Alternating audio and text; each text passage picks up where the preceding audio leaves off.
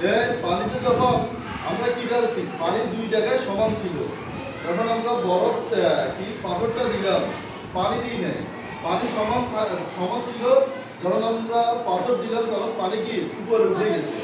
কতটুকু উপরে? যতটুকু পাথরটা জায়গা দখল করছে ওই জায়গায় খালি হয়ে পানিগুলো উপরে উঠে গেছে।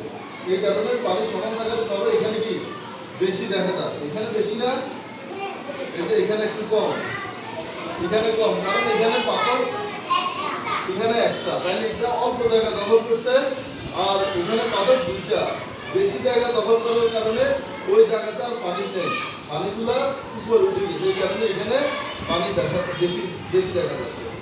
তাহলে আমরা বুঝতে পারছি একটি পদার্থের কি কি থাকে, ওজন থাকে এবং আয়তন থাকে।